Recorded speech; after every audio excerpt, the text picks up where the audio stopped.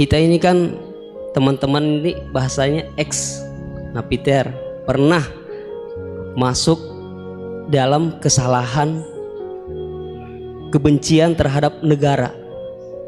Bahkan diantara kita ini ingin membentuk negara sendiri, ya kan? Apalagi kami dari Poso, terutama MIT Mujahidin Indonesia Timur, itu pengen bentuk komunitas bahkan negara di Poso, gitu loh. Artinya ada kebencian-kebencian. Nah, bagaimana?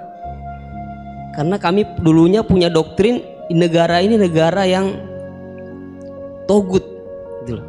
Negara kafir yang wajib untuk kita perangi, kita musuhi, dan orang-orang yang berkembang kita, pokoknya kita basmi lah sampai tegak negara ini, negara Islam versi kami saat itu. Nah, mungkin ada pesan atau ujangan nasihat untuk kami ini untuk semakin kuat, ataupun ada kisah-kisah ataupun ayat-ayat yang menjelaskan bagaimana kita itu harus sungguh-sungguh mencintai negeri, negara kita yang kita cintai ini.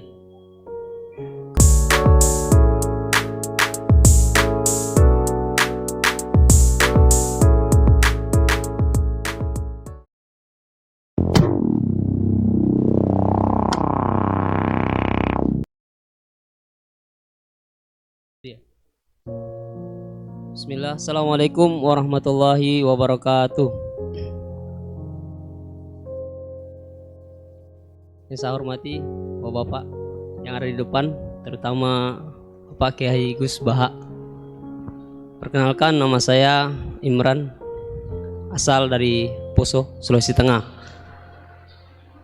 Alhamdulillah pada kesempatan hari ini kita diberikan nikmat oleh Allah untuk bisa bertemu dengan Bapak Kiai yang mungkin secara pribadi dan mewakili mungkin perasaan teman-teman semua di sini, ada kerinduan, keinginan untuk berjumpa langsung dengan Kiai, dan alhamdulillah terlaksana dengan berkat artinya dari Allah Subhanahu wa taala melalui bapak-bapak kita dari Densus bisa memfasilitasi.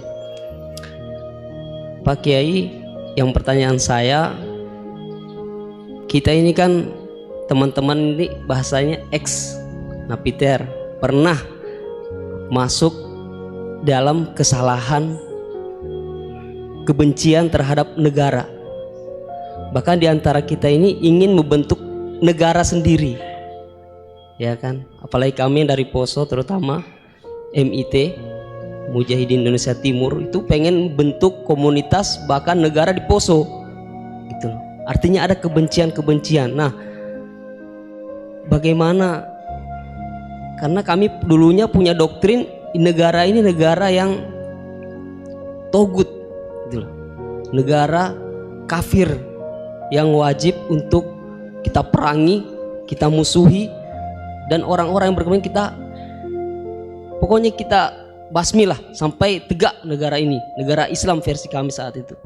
Nah, mungkin ada pesan atau ujangan nasihat untuk kami ini untuk semakin kuat, ataupun ada kisah-kisah ataupun ayat-ayat yang menjelaskan bagaimana kita itu harus sungguh-sungguh mencintai negeri, negara kita yang kita cintai ini. Kemudian yang kedua, Pak Kiai, terkait masalah ihsan ini seperti apa? Karena mahwal Islam, mahwal iman. Nah, ihsan ini kita mungkin yang belum terlalu kami pahami. Apa itu ihsan yang kata Nabi, anta'budullaha ka'annaka tarahu fa illam takun tarahu fa innahu yarak. Mungkin ada penjelasannya, Pak Kiai Gus. Mungkin hanya ini yang dapat saya sampaikan. Assalamualaikum warahmatullahi wabarakatuh. Namanya siapa tadi? Imran. Imran. Ya. Memang orang sana kalau baca Imran apa Imron gitu? Dari sana Bugis Imran, jadi orang sana nggak pakai ro. Kalau orang ro jadi pakai ra. Kalau ainnya? Ain pakai ain. Berarti apa? Imron gitu. Ya kalau sana tulisan KTP Imran. Imran. Apa bacanya orang-orang Sulawesi? Apa? Imran. Imran. Bismillahirrahmanirrahim. Ya, yang rileks saja ya. Saya pernah ketemu orang yang pakaiannya itu ndak, mungkin kalau orang syariat bilang ndak syar'i lah, pakai pakaian yang tidak syar'i. Tapi dia muslimah, dia ke masjid. Saya ditanya sama seseorang, Gus kok sama orang gitu mau bertemu gitu. Karena terus saya bilang kenapa? Dia pakaiannya ndak islami. Oke, dia tidak pakaian Islam itu nyata, tapi dia ke masjid itu Islami, tetap sholat itu Islami. Ketika dia ingin sholat dan tetap sholatnya pakai takbir, pakai rukuk, pakai sujud itu Islami. Wong setelah di masjid ya pakai mukena, pakai. Kalau sama-sama nyata, Anda kan boleh ngingat sama-sama yang fakta. Dia punya kesalahan dalam berpakaian, tapi punya kebenaran dalam sujud, dalam rukuk, dalam ibadah. Dan itu tradisi Quran. Quran ya cerita famay ya'mal mithqala dzarratin khairan yarah wa may ya'mal mithqala dzarratin syarran yarah. Apa susahnya sih ingat dua-dua sisi itu? Sama bernegara atau bertetangga, kita bayangkan jangan bernegara dulu, terlalu luas, bertetangga saja ukuran. Karena nanti sama, bernegara sama bertetangga itu hadisnya sama. Kita di kampung itu ya ada masjid dan orang-orang yang nggak sholat juga nyumbang masjid. Bahkan ada yang nyumbang masjid banyak terus tidak sholat karena keramik saya sudah sholat katanya. Saya pernah ketemu orang model gitu itu ya ada. Jadi tapi ada juga yang sholat terus tapi nggak pernah nyumbang masjid. Ya orang banyak. Intinya itu Allah itu punya tradisi, punya sunnatullah. Kebaikan ya dihitung, kejelekan juga dihitung. Dulu ketika Rasulullah SAW hidup bersama komunitas yang majmu', itu sebetulnya permintaannya Nabi, jangan halangi kami saat mau beribadah. Dulu sampai perang karena mereka menghalangi. Sebenarnya problem mereka wa yasudduna an sabilillah, menghalangi. Sebenarnya kalau dulu saling toleransi ya nggak ada masalah. Artinya ketika Anda ingin sholat di Indonesia agak dihalangi, ingin pengajian nggak dihalangi, sebenarnya ini nggak ada masalah. Ya, soal ada kebaikan, ada keburukan ya mulai Nabi Adam sampai sekarang sampai kiamat. Itu cara pandang. Jadi cara pandang kita terhadap orang lain itu harus hal-hal yang nyata. Kalau kesalahan mereka nyata, kebaikan mereka juga nyata. Kenapa kita hanya ingat sisi yang jelek, tidak ingat sisi yang baik? Saya sering cerita ke santri-santri saya, bahwa setiap saya pengajian diundang orang di mana-mana itu saya mesti istighfar. Karena nggak ada pilihan. Saat saya datang ke pengajian di Sulawesi, misalnya saya tinggal ngaji di sini. Saat saya ngaji di sini, ninggal undangan yang di sana. Hidup itu tidak banyak pilihan, meninggalkan kebaikan, melakukan kebaikan. Artinya gini, dalam kebaikan saja ada kebaikan yang ditinggalkan. Apalagi dalam kejelekan. Makanya di sini ada pepatah terkenal dalam ilmu tasawuf tuh. Wastighfaruna yahtaju ilal istighfar. Saat Anda baik saja butuh istighfar. Bapak saya kalau guyon gini, Mas Sofyan.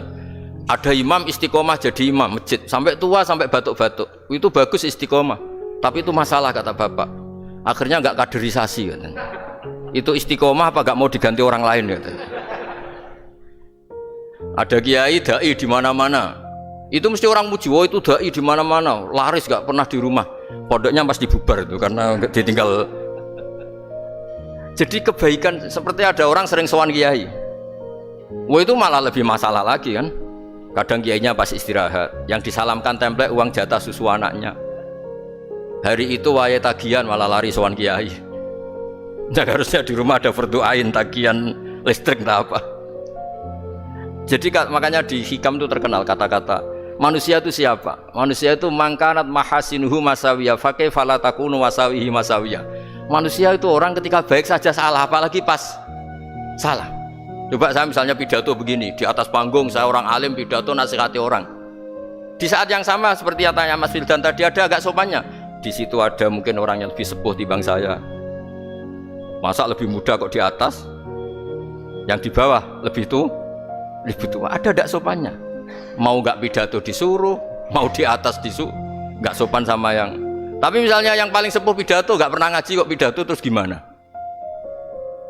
Artinya ketika kita baik saja ada salahnya, apalagi pas salah. Sebab itu ajaran Rasulullah itu suruh berdoa Rabbana dzolamna anfusana. Sebelum minta itu merasa, ya Allah kita ini mendolimi diri kita sendiri. Karena dalam pilihan-pilihan itu pasti ada salahnya. Coba misalnya Anda bangun masjid habis 2 miliar. yang harusnya 1 miliar sudah jadi. Terus nanti suatu saat ketemu Allah ditanya, itu ada orang miskin, fakir miskin, yatim. Andai kan kamu sumbang 1 miliar itu sejahtera semua. Gara-gara kamu bangun masjid terlalu mewah. Ya tapi kadang-kadang orang kebaikannya itu orientasinya bangun masjid, gak tertarik nyumbang fakir. Saat itu cara berpikir gitu mau apa? Tapi kalau dia mau luhur manusia terbaik karena bangun masjid 2 miliar, coba diaudit secara kepentingan syar'i.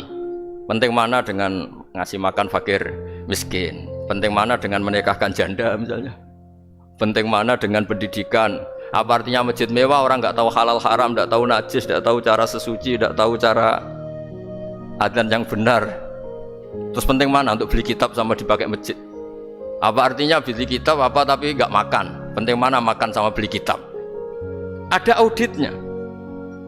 Makanya manusia itu ketika baik pun disuruh istighfar, apalagi ketika salah. Nah dengan perasaan seperti itu kebencian pada orang lain luluh karena potensi baik pada orang lain ternyata tinggi dan potensi salah ke kita juga tinggi. Nah dilatih gitu. Jadi di Ihya itu ada kitab tawadhu. Kitab tawadhu itu dilatih ketemu orang tua. Gua aksaru ibadatan, dia mesti ibadahnya lebih banyak karena lebih tua timbang saya, pasti sholatnya lebih lama timbang saya.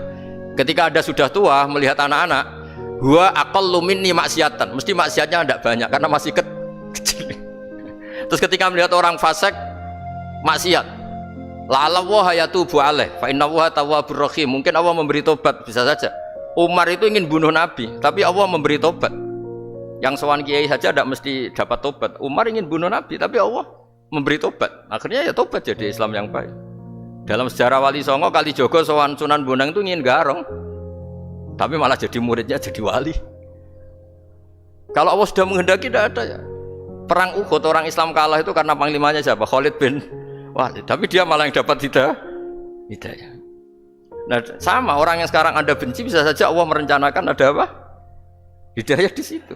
Dan kita yang merasa benar jangan saja ada rencana Allah bikin kita su'ul khotimah, na'udzubillah min dzalik, kan tidak pernah tahu. Nah, dari tidak pernah tahu itu orang diusahakan tawadhu. Wa ma adri ma yuf'alu bi wala bikum, kita tidak pernah tahu.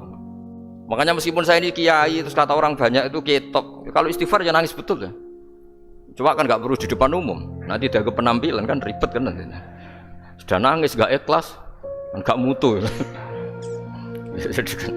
Ya gitu ya.